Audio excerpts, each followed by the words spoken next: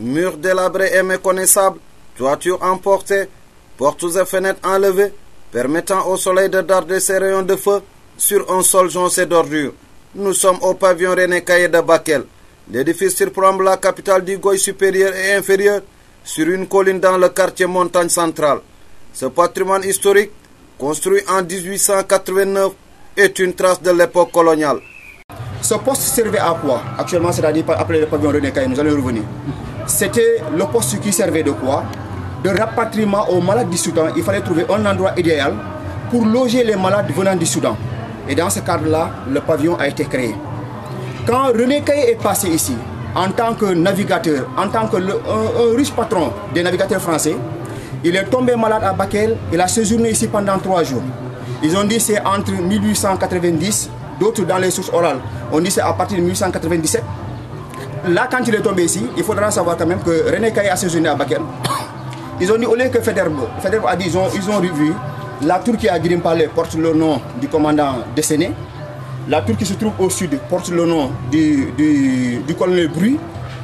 La tour très graphique, déjà c'était une tour graphique qui ne portait pas de nom. Ils ont dit maintenant pourquoi ne pas rebaptiser ce poste-là qui servait de lieu de séjour pour les malades, l'appeler le pavillon René Caillé. René Caillé qui l'a construit. C'est lors de son séjour vers le Soudan, quand il est tombé malade, là c'était un poste de rapatriement pour les malades du Soudan.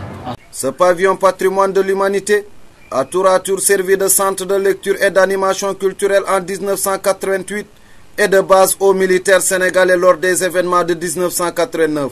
Les militaires ont séjourné ici, parce que là quand vous tournez même le dos, quand vous braquez votre écran vers le dos, vous allez voir de l'autre côté qu'on pouvait voir la base militaire qui a été mise en place pour vraiment aider la Mauritanie à pouvoir contrôler l'accès dans la partie frontalière ici à partir de Bakel, avec les événements de 1989. Aujourd'hui, le pavillon René Caillé est en ruine. Ce patrimoine qui pouvait faire de Bakel une vraie destination du tourisme historique et culturel est menacé de disparition.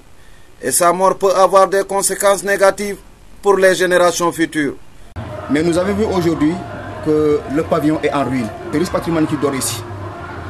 Bakel, au même titre que Gorée, au même titre que Saint-Louis, ont permis à l'histoire du Sénégal d'être riche. Si aujourd'hui on s'intéresse à la maison des esclaves, on s'intéresse à la ville de Saint-Louis, pourquoi tourner le dos à Bakel? Nous aujourd'hui, en tant que Sénégalais, ce qu'on veut, c'est que le tourisme se développe dans la ville de Bakel. C'est une ville historique. Que le tourisme... Que les sites soient réhabilités. Que les sites soient réhabilités. Que les gens viennent à Bakel découvrir l'histoire du Sénégal. Parce qu'aujourd'hui, ça fait partie même du programme Anissé, le patrimoine. L'état actuel du pavillon René Caillé doit susciter la réaction du gouvernement sénégalais.